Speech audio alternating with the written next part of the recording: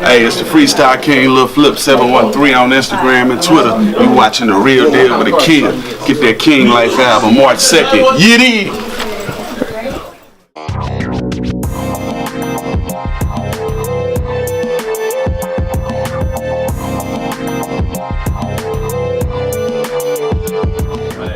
Go back to memory lane and go back to the first time you came out in the scene.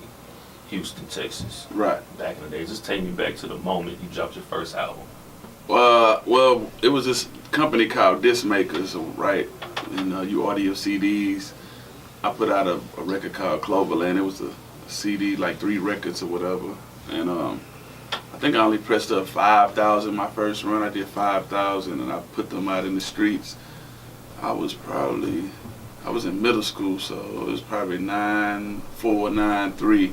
So I put 5,000 out. I just gave those away, and then we read up, and I got 10,000, and we just threw that out. And then after that, like my first real album that we just like put in stores, like we did the Hustle Stacking Ends group album, HSC. I started that group when I was in middle school, and by the time I got to high school, you know, it switched up. A few people left the group because we went to different schools. So one of my partners, we went to Fondren together. He ended up going to Sharpstown. I went to Worthing.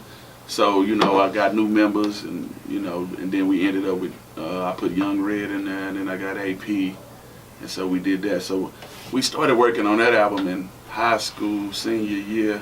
But yeah, it was just crazy. Like, my whole career, you know, I always been on the scene and been everywhere. So, you know, I'm in the Screwed Up Clique, and I'm from Cloverland.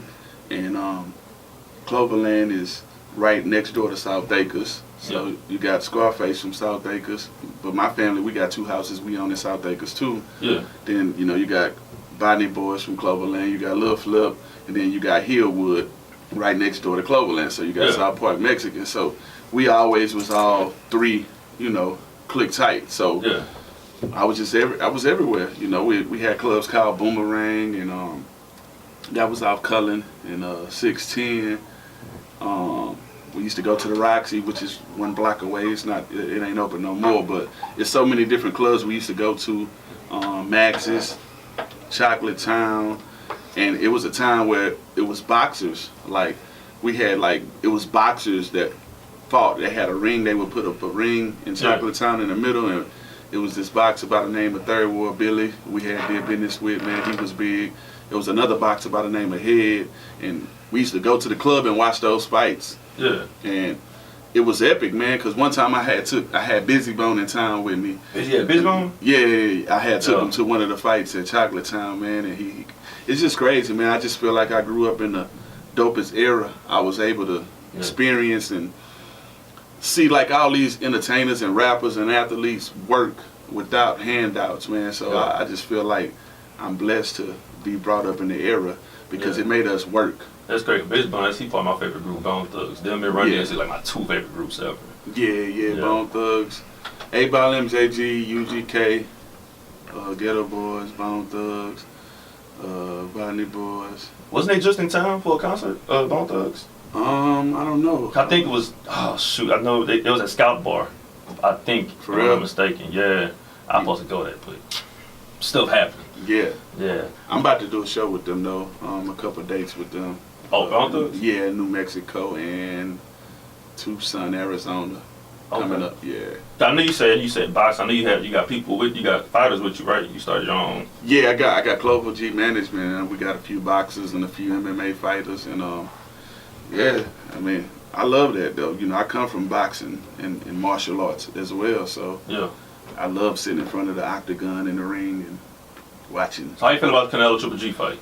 Man, honest opinion. Honest opinion. I mean, it was a close fight. It was close, but at the same time, I feel like Triple G won. For sure. He kept walking him down or whatever, you know what I'm saying? Yeah. But different judges look for different shit. Some people don't like the aggressor and whatever, but that 118 score. 118 on 110. That was so lopsided. It's like, if you look at the numbers, like he hit Canelo in the head like 282 times or something like that. Something like that. Yeah. But yeah, I mean, you know, boxing is corrupted, man. I mean, both boxers, Canelo North Triple G would have had 118, 110. I honestly, I did predict a draw because I knew looking at the theory side of it. Right. These are only two fighters that we have right now in boxing. Why not make it a trilogy? Why not make it a rematch? Right. Have at least 3 fights because who else we have that's rivals in boxing? So it's like a draw wouldn't surprise me, but 118, 110. Yeah, that come on, man. That's just stupid. I feel like Triple G won the fight easily, but I'm not gonna say easily, but I feel like he did. Like I feel like he won, by, a little bit. You know what I mean? Like, I think probably split decision. Because I feel like Canelo got the first 3 rounds, and then it was like Canelo got the last. If he didn't get the last 3 rounds, he got the last 2. 4 through 9. So if you do it like 3 and 3, 6-6, you know what I mean? Yeah. You're looking at it that way, but at the same time, Triple G was like walking him down, like he kept coming to him. Yeah. Like I didn't see the power that Triple G usually has when he knocked people out or whatever, but he kept walking them down or whatever the case may be. And I don't think it was a draw. I feel like Triple G won just by a little. Yeah. How you feel, Free? How you feel about that fight, man? I'm just gonna agree with the big homie, man. That's what I'm gonna do. You watched the fight? Yeah, I really didn't. I didn't watch the fight. I was trying to not bring that out. You just literally pulled the cover off my face, but it's cool. Yeah. No, I didn't see that fight, man. Yeah, but, did you at least see Mayweather McGregor? Yeah, I saw Mayweather McGregor. How you feel about that? I liked it. I mean, I felt like that's how it should have went. I felt like boxing needed that. Because, like you said, it's real corruptive, you feel me? Yeah. So for Mayweather to show, hey, if you come to a boxing match and you're not a boxer, you're going to get obliterated. But McGregor, he is a boxer. He started out boxing. Yeah. A lot of people keep saying he's not a boxer. He's not a boxer. He started off boxing. He's a brawler. You look at UFC fights, he knock you on the ground. But before he got in UFC, he was a boxer. I just wish they would have let it go a little bit longer. If you're gonna knock him, let him get knocked down. But in boxing, if you don't defend yourself, like if a person hits you at least 10 times and you don't throw a punch back, that's the rules. You know what I mean? They have to stop the fight because you're not defending yourself. So, but I just wish, Floyd would have got to lay him on the canvas. Yeah, he would have laid him. I'm not gonna lie, I was going for McGregor. I've been wanting to see Mayweather. I've been wanting to see him lose for like the longest. Hey, come on. Yeah, I'm gonna give you my theory on Mayweather. I'm gonna tell you this, Free and Flip. I'm gonna tell y'all this. I'm gonna be honest. I think his 50-0 ain't really just 50-0. I'm gonna tell you this. How you think? Let's go to De La Hoya 07. Was De La Hoya in his prime? No. I can't. You can't say if he was or not, but he was older. I feel like he timed his fights perfect. Okay, Pacquiao Mayweather. That fight we knew that was 7 years out his window. Like 2015 they fought. There was a fight back in 09 when Pacquiao was, at his top, but then all they do the drug testing.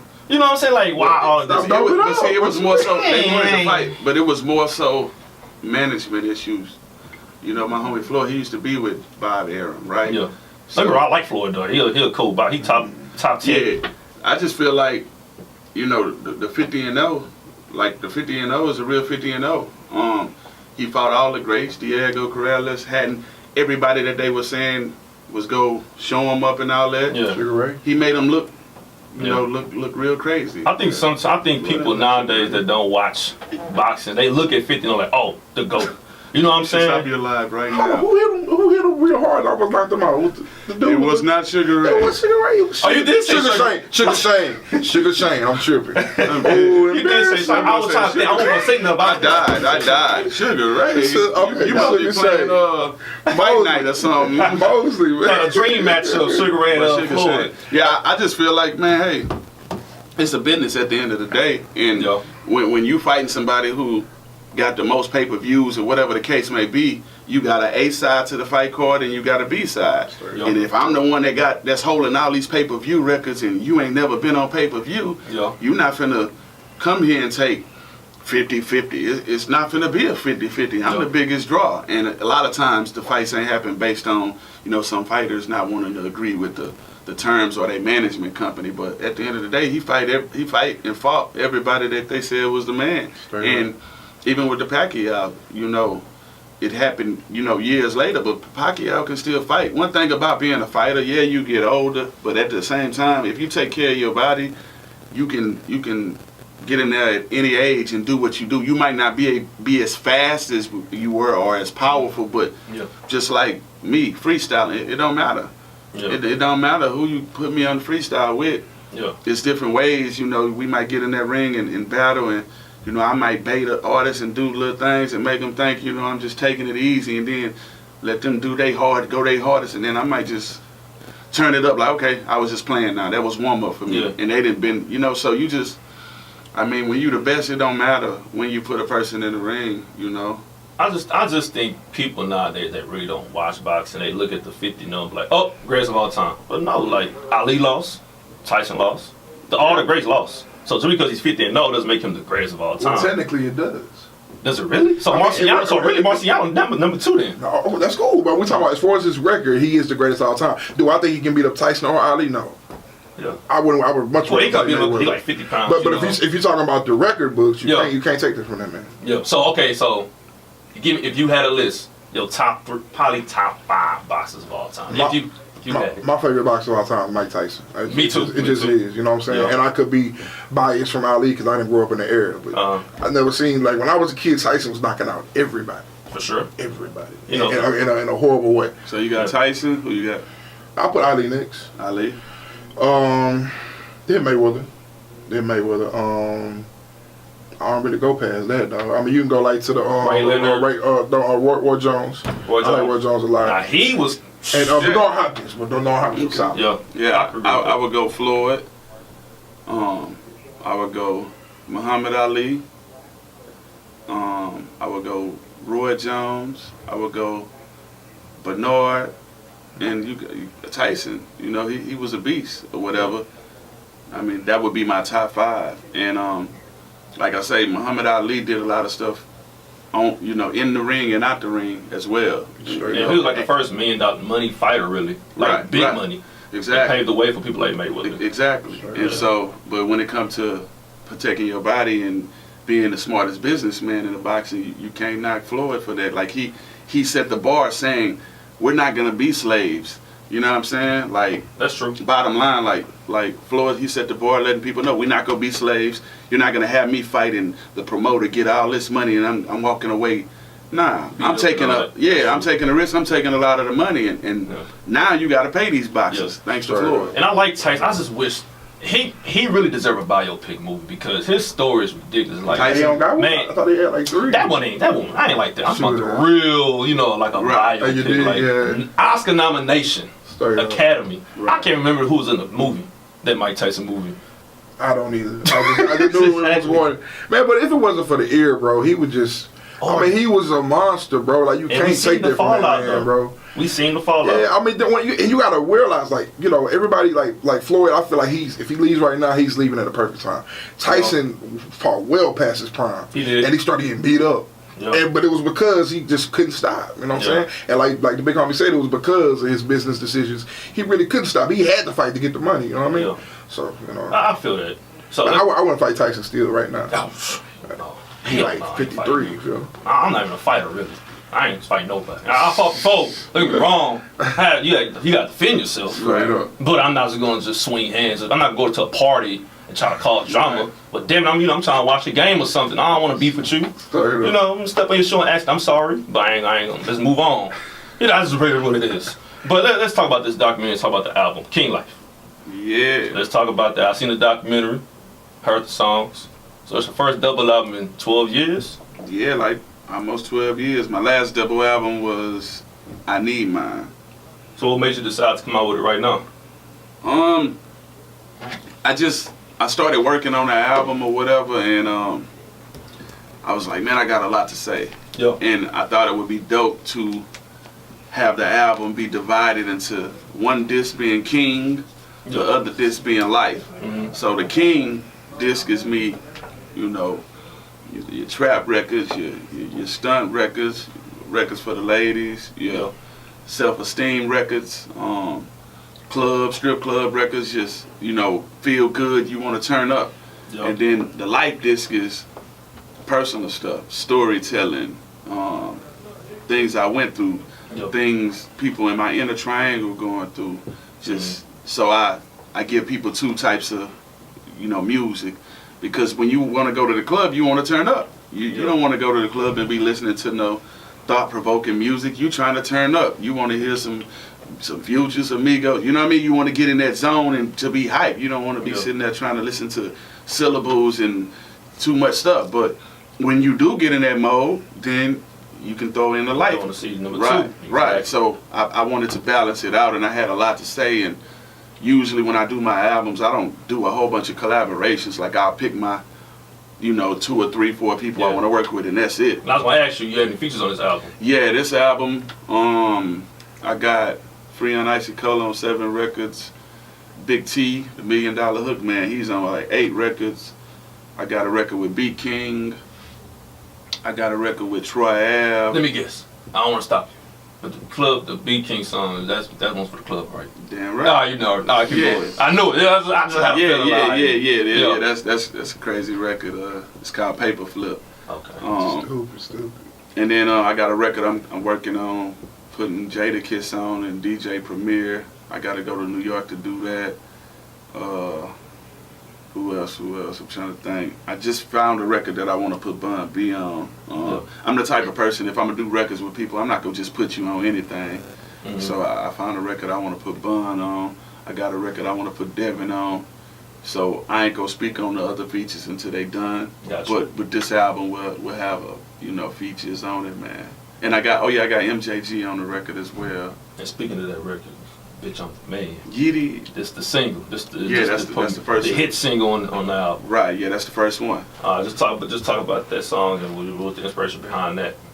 Man, Bitch I'm the Man is a record I got from my in-house producer, Havoc. Shout out to Havoc. And he gave it to me, and the hook was already on it. Yeah. So Freon was on the hook, and I'm like, okay, this is dope. Who is that? He told me who it was. And then I ended up getting another record from Havoc, but I was doing it for Havoc. Yeah. It's called Oh No. And he was like, yeah, this is for my album. So I did a verse for Havoc, and the record just set up, and Havoc was like, man, I don't know if I'm going to do an album anymore. Yeah. And I'm like, well, let me get that. Yeah. And so that's the record I put Troy Ave on or whatever, and it got Freon on the hook or whatever. But yeah, Bitch I'm the Man.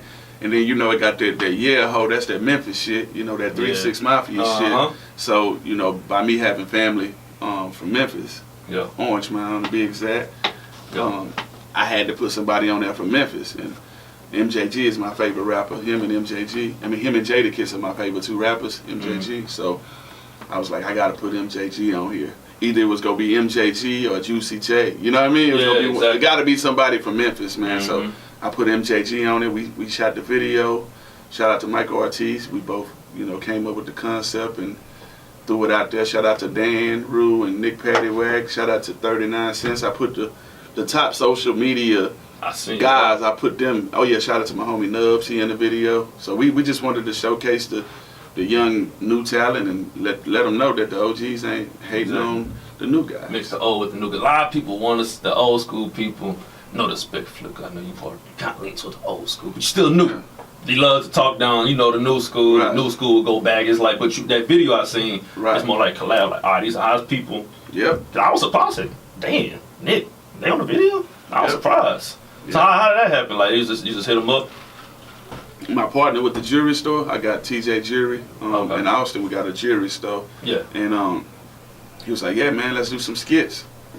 So we came up with a plan, and we brought him down to do a skit. So we did a skit, and we put it on their Instagram and their Facebook. That one. Right. I ain't gonna lie. You thought it was real, right? I ain't gonna lie, I thought shit was real. I looked at the I said, bro, everybody thought it was real. Like, I had people DMing me like, that's messed up. Why you do them boys like that? Why?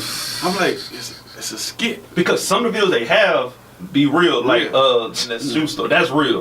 But then like he go like Le'Veon Hill, Bill House, and you know what I'm saying, the games and okay, we know that's fake. You just can't walk inside their house. Right. But I ain't gonna lie, when I saw the video first, I was like, everybody thought it was real. They was like mad. Like, why you do them? I'm like, it's a skit.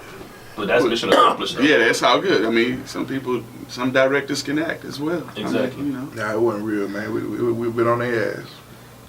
But yeah, for real. We did that. So I said, TJ, well, we'll get a skit and we'll shoot the video. So we We had them there. We looked out for them. We gave them free grills, free jewelry, Oh shit. shit like that, man. And congratulations to them boys. They working on like reality shows and you know they cool people. So shout out to Rue and Nick and they manager Braxton, man. Appreciate y'all coming through for us. And on top of that, they posted the video as well. Cause you know how it goes. Sometimes people come do some shit and they won't repost the shit or whatever. So you know, appreciate that. Yeah, I think I probably need like a couple of grills out here. Hey. Bottom one. Yeah, I was thinking about it as of late. You know, probably a grill. Hey, no problem. We'll probably work on that. That's what we do. You know, work on that. But how you discover Freon though? How They all float. I mean, like when you recognize somebody that's another genius, man. Like I told you, Havoc had me them 2 records and he gave them to me. Like, man, dude, dope. And then he started. Freon let me hear some of his shit, and then I started working on my album. And I decided to approach my album different. You know, usually I just be in there one deep and I come up with the hook. And then I tell somebody, all right, come on, Shasta, come on, Big T, this is what I want you to do. But this time I had Big T in the studio, Shasta, Freon, and a couple other people, and we'd throw the music on, and people start mumbling shit and humming, and I'm like, oh, Big T, that's it, say that shit again. He's like, nah, I was just playing. Nah, say what you just said. And then Big T will say that shit. I'm like, okay, keep that. And then Freon will say some shit. I'm like, okay, keep that, put that with that, and then I'll add my shit to it. And like, my motto is I don't care who's scored a touchdown long as we win. Exactly. So we did it a different way, and I was just saying, being able to put him under pressure. Because see, you got some people, they can't work under pressure. If you be like, hey, come up with a hook right now, they'll be like, man, I got to go right with it. Or they got to go in the corner. I can't be around people. Everybody got their own little method of how they work, and I put him under so many tests, and shit, he came through with flying colors, you know what I mean? So, and he let me hear some music. And then on the flip side of things, I got to see his performance. See, when Havoc told me about him, I only heard Bitch I'm the Man at that point. And then Havoc showed me a video of him performing, jumping off stage and shit. And I was like, oh, shit. Oh, you jumping off the stage? He still do. And so, in Jordan slippers. He said one time, he done jumped off stage with me by 5 times. We'll say, and you did concert in Houston, you were jumping off the stage? Man, he jumped off stage probably 75% of his shows. Like, he would jump off the stage in some Jordan slippers, landing on speakers. And we did the Float Fest. They all float out there in San Marcos. And he jumped off, and the speaker started leaning like it was finna fall. Oh, shit. And he went along with it, and he jumped off again. You never advised me if he got hurt, like, yo. Nah, because I'm gonna tell you what it is, bro. Like, you can be dope in the studio and do all this, but it's 2 kind of artists. Like, you got some that are great in the studio and they live show is shitty, and then you got some that got live shows. Like, have you ever seen a Busta Rhymes show? No. Busta Rhymes, hands down, is the dopest live performer ever. Him and Split Story, bro, they be jumping up and down off the crowd. They got parts where they'll lay on their backs, like on the ground, and they'll be rapping on their backs, and they'll be spinning around as they like, and their charisma and chemistry is so dope. If you ever see a Busta Rhymes and Split Story live concert, dopest guys. David Banner, he's a super dope performer. Like, we used to go do Like a Pimp, and I would have other shows with him. I don't know how he would get up there. He would be performing on top of the goals, and he'll jump out in the crowd and see somebody that got a bike, and the next thing I know, he's running with his socks off, with his socks halfway on somebody's bike. Like, you know, that stage show gets you in more doors than just being a lazy person. Because people want to be entertained. People want to go home and say, "Ah, that dude is crazy." We want to book him again. You know how I think. You know who I think he ain't the best rapper. But I think Designer. Oh yeah, Designer. Could have the stage presence. Oh yeah, Designer's dope. He has a dope personality. He's gonna be around for a long time. Designer, like, with that attitude and that energy, he's gonna be around for a long time. I might not know what the hell he's saying, but shit, it might sound live at a concert. Right. You know what I'm saying? But like, I'm just like, man, I think Designer can. So for you, when you started working with Flip, what was like your first reaction when he gets hit you up? How I responded to him, or my real reaction? Cause how I responded to him was real cool. Like, okay, cool, man. Yeah, I want to work with you, you know. On the inside, I was like, yeah, it's just Lil Flip, you know what I'm saying? I'm sum it up. But yeah, man, it's an honor, bro. Real humble, because you know what I'm saying. At the end of the day, you know what I'm saying. It's working with a legend. You feel me? You was talking about his age earlier, like how he old school. It's like he's so like he been in the game so long. He started so early. Like me and him close in age. It's just, but he still like he OG because he done put in so much work because he been grinding so long. So you know what I'm saying. Like it's just I learned every day I'm around them, man. I learned something new and try to apply it to my career, you know what I'm saying? Because a lot of people give you advice, but somebody who's proven, you know what I'm saying, you got to value that information. So yeah. And how you feel about the whole, like, rappers nowadays getting accused of, like, ghostwriting? Because I seen the document, you actually write your stuff, you have your phone, you actually have your stuff. Yeah, I write some of my music, like probably 75% of it I freestyle. Yeah. And then 25% of it I write. It just depends on the mood I'm in, but see, it's like this.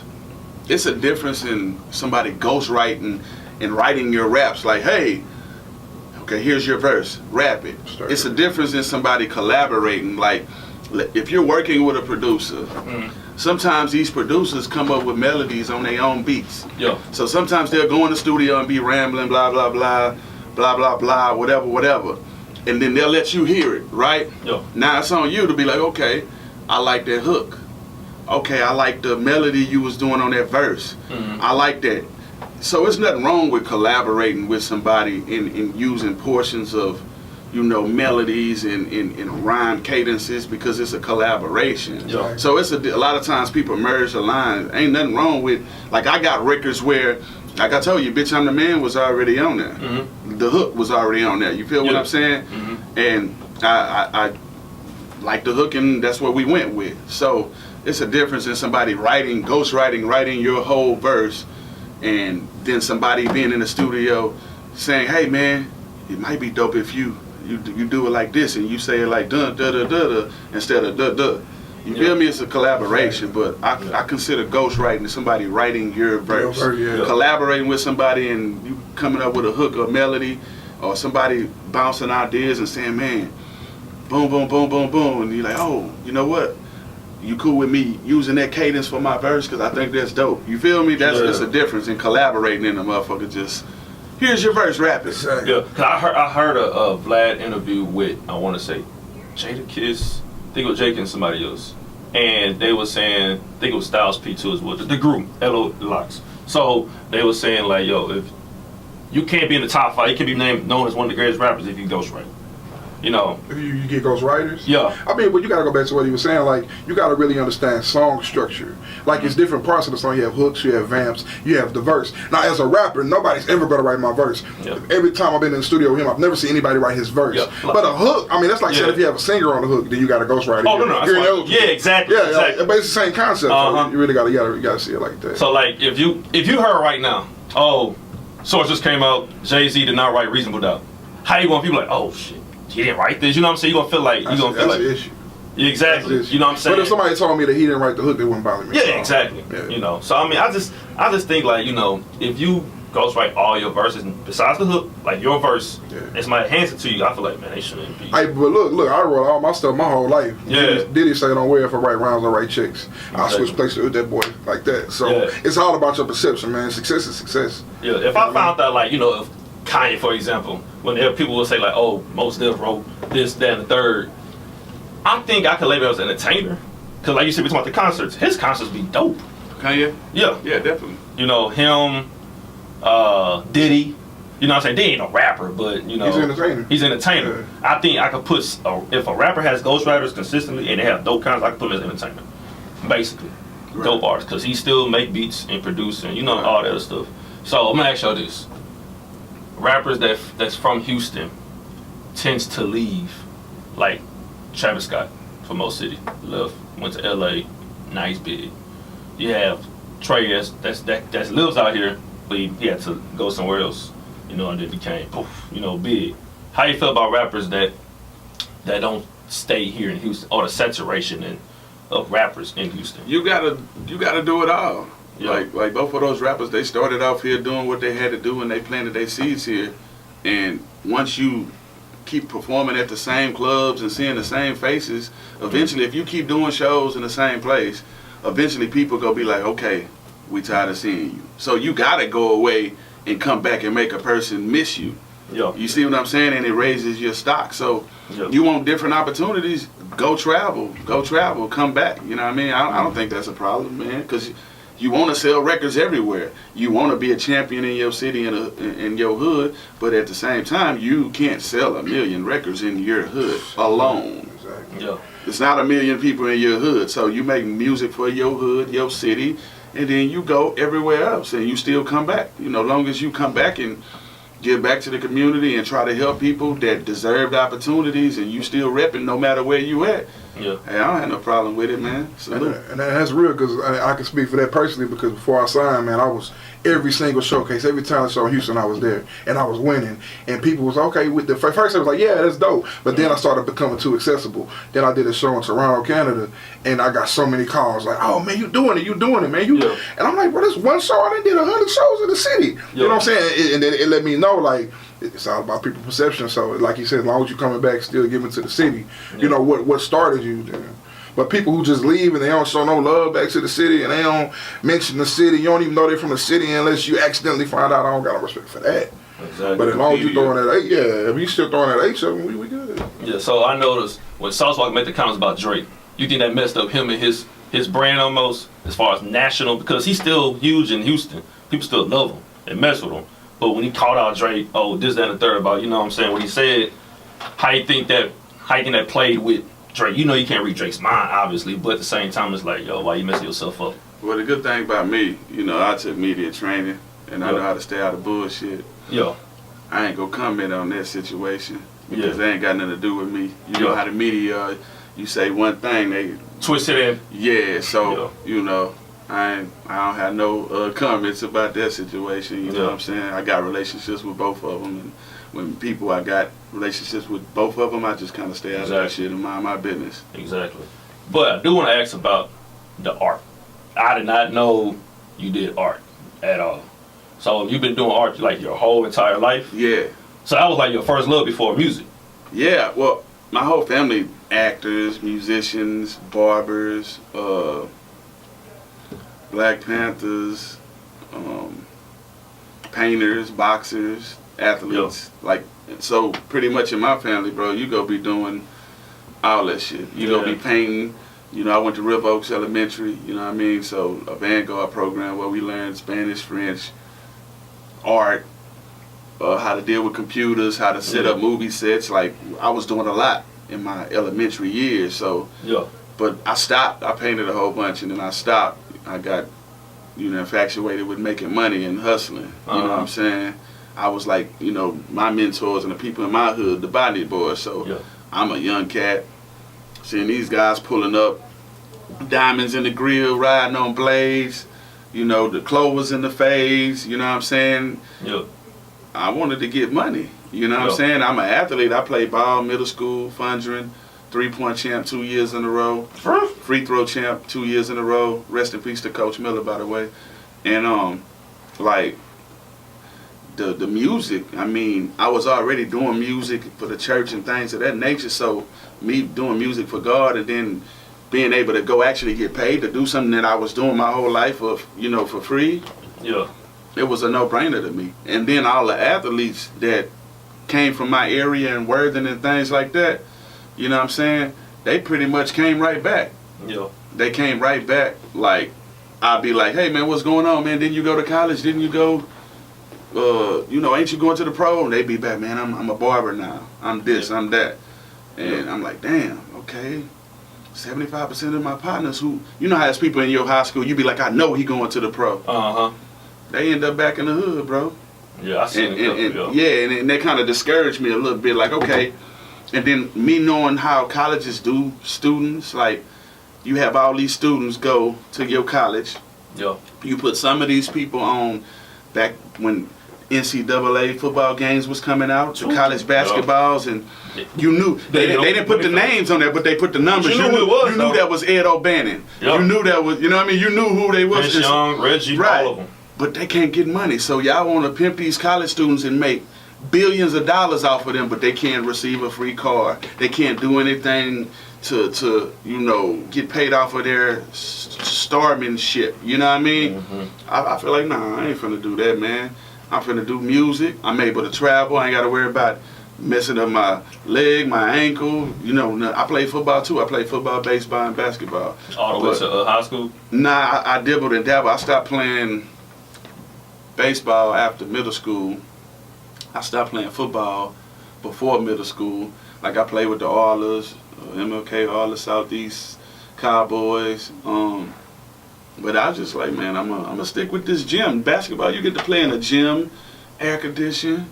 Yeah. You know, like I was cool with that, man. But I love doing this music, man. The fact that you can write an idea down, bro, and somebody come to you and say it changed my life. Like I got a record called I Should Have Listened, and over 3 million fans walked up to me and told me this record got me through this. Yep. Parents walk up to me and say, hey, when my son was acting bad, I would play him. Lil Flip got a song called I Should Have Listened. Listen. Yep. You know what I mean? So when you able to, that's what means most to me. And when the album dropped? I'm going to drop it the day before my birthday, March 2nd. Okay. Yeah, Lil Flip Day is March 3rd on my birthday, and we go through a festival. It's going to be the first Lil Flip Day festival. And I seen you have a street in Oklahoma, too. We about to get one. Okay. And the Lil Flip Day, you're going to start, this will be the first year for It's going to be the second year. Second year. Okay, so it's going to be like... Last year I did a block party in my neighborhood. Okay. This year we go start the first annual Lil Flip Day festival. I'm going to bring in some acts. To perform. It's gonna showcase art. It's gonna showcase basketball. Like we gonna have. It's gonna be dope. And then next year we gonna do it at the Toyota Center. It's gonna be huge. Yeah, I got a few people I'm gonna bring. It's gonna have to be an arena. The people I'm bringing next year were the 2019. Yeah. Yeah. So let's go back to sports. Let's go back to sports. So let's do it. What's your take on the Texans so far? 1-1. You know, injuries. My take on the Texans. You know, we got rid of Jalen Strong too. I didn't know. Yeah. My take on the Texans is I wish they would have got Vince Young back, you know, when he was coming out. Secondly, I wish they would have got Johnny Football. That's how I feel. But as far as right now, I like what Watson doing. I like what he's doing. I like what J.J. Watt's doing on the field and off the field. I just hope the people get the money, you know, that need the money.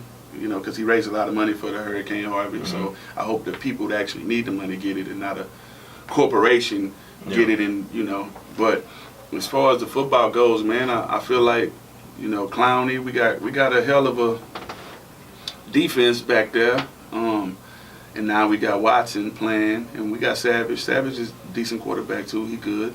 But I feel like Watson got that mini Randall Cunningham. I always been a fan of quarterbacks that can scramble, you know? Like I played football and I was a quarterback.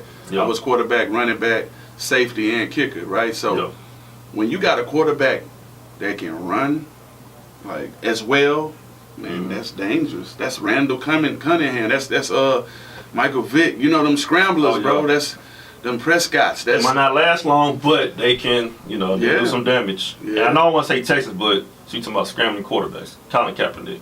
Oh yeah, like, he's a scrambler. What's going like? Oh yeah, talking about what he got going on. You think he'll get signed this year? I don't know. I hope he do. Yeah. I feel like he's according to what he did. They got to a Super Bowl before. You know what I mean? Like how many some of these teams, the Colts, even though they won yesterday, but I'm looking at the Colts. You know, you got some teams out there that need quarterbacks. Yeah, I feel like eventually he'll get to play, man. Like. It's politics and everything, man. It is. You know? It is. And then the Rockets. Season. Man, I feel like having Paul and Harden, that's like a double combo, man.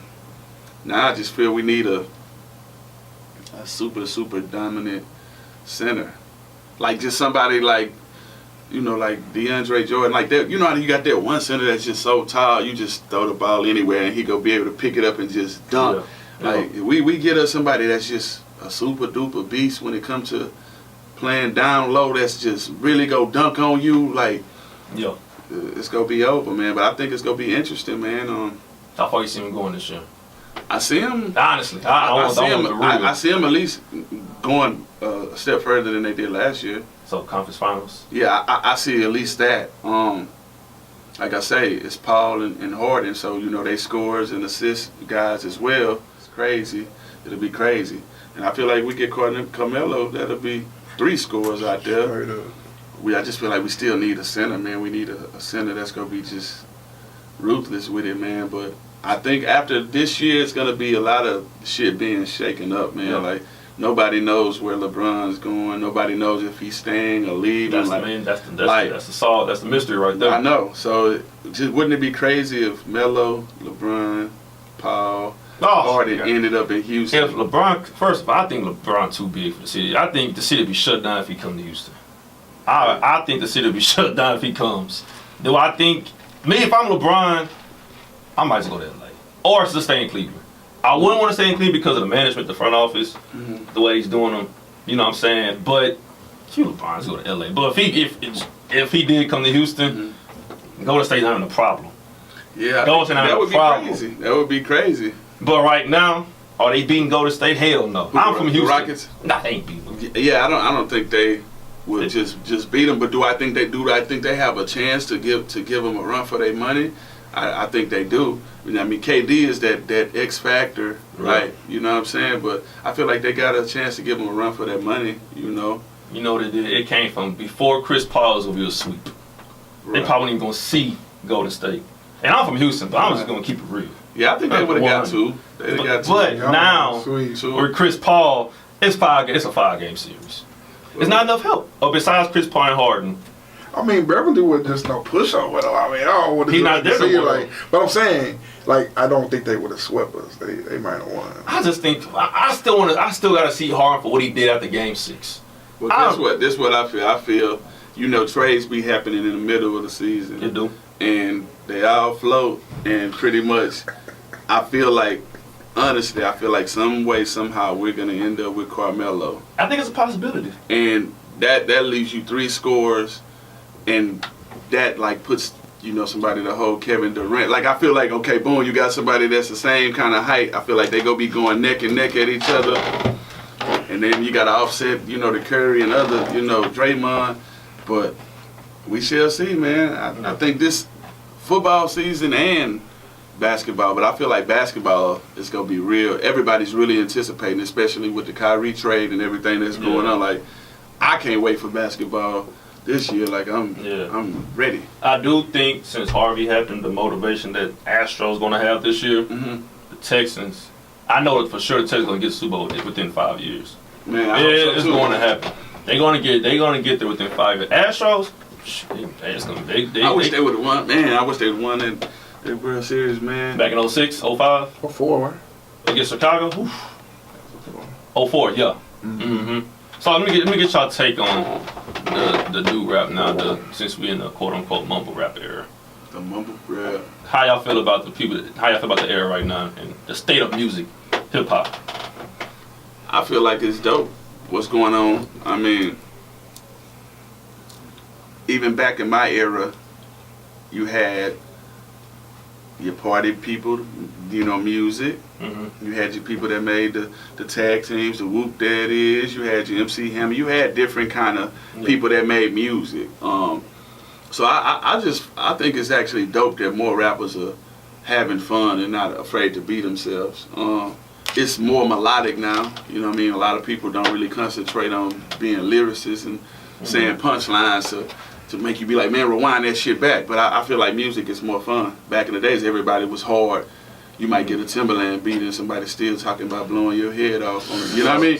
Yeah. So I feel like more people are singing. Everybody don't need to be trying to use auto-tune and shit, but at the end of the day, I feel like it's more fun. Music is more fun Uzi now. Vert. I like some of Uzi. They got Lil Yachty.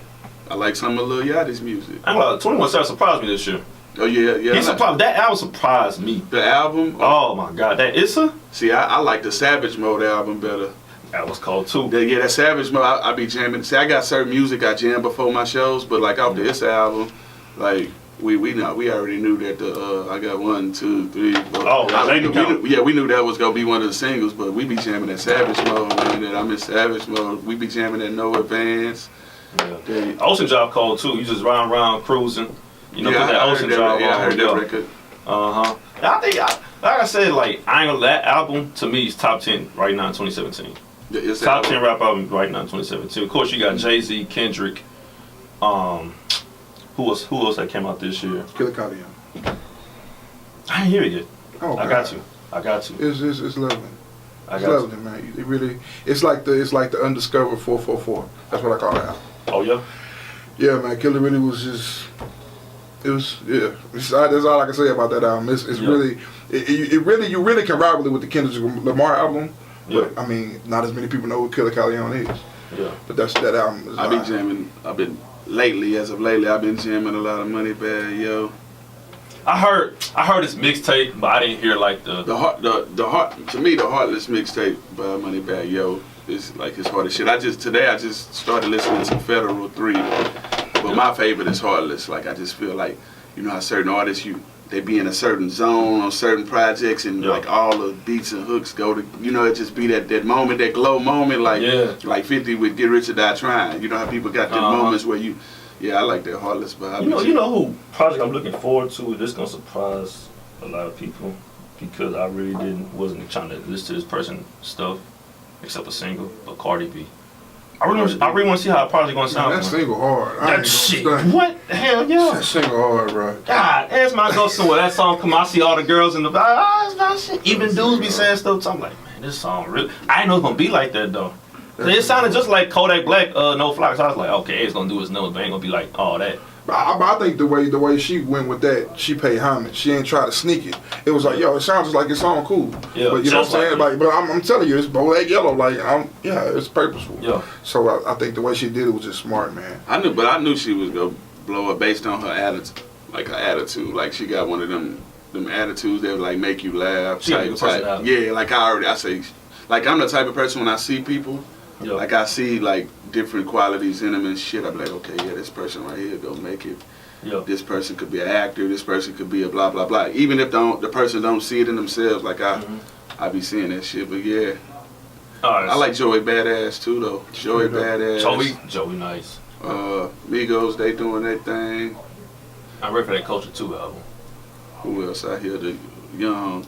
You got doing their shit. So we got Kodak I Black. like Chance the rapper. Yeah, I like. I heard a few. You got Russ. Royce? Yeah, RUSS. No, I never heard of Russ. Okay. He dropped something new. You got Logic. Yeah, I heard a few Logic records. I be jamming a lot of YFN, Lucci shit. Who else? Chance the rapper.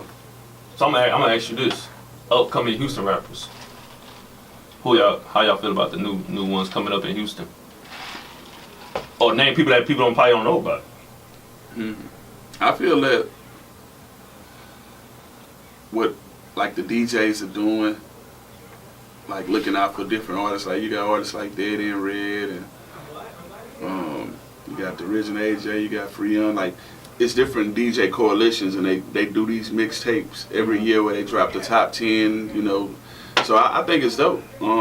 Everybody got their own lane though. I mean, you got the lyricist guys, you got the people that spitting like bars, you know what I'm saying, like the Propanes and Dope Easy.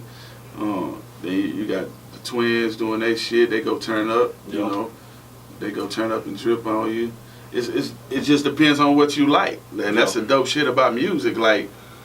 It's different music you want to jam when you're with your chick. It's different music shit you want to jam when you riding. Like whatever bag you in, that's how I do it. Like if I'm going to a hood show, like I'm throwing in some 50 Cent. Chief Keef. I'm throwing in 50 Cent. Get Rich or Die Trying. You know about that Finito Free? I'm jamming that song. You gonna run that Get Rich or Die Trying all the way through. Yeah, like I get in different modes. If I'm going to turn up, you know, I throw on some different shit. Like So if you ain't checked out Psycho Sid, man, that's another artist underground. I ain't checked him out either.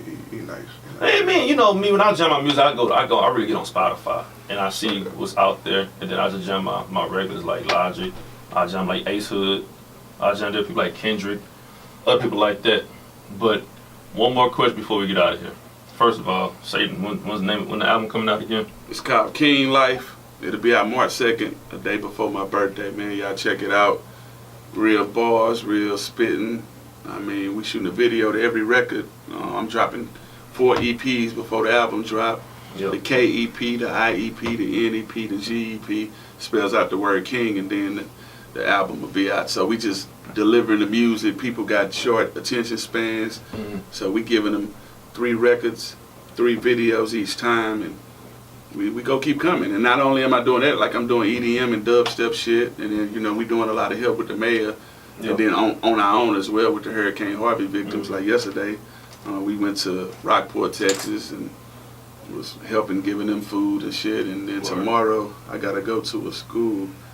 Look, see, I was about to pull up this text to see where we going. Tomorrow, we're going to Patrick Henry Middle School, 10702 Ed Hardy Road, Houston, Texas. So we're going to give away school supplies and things of that.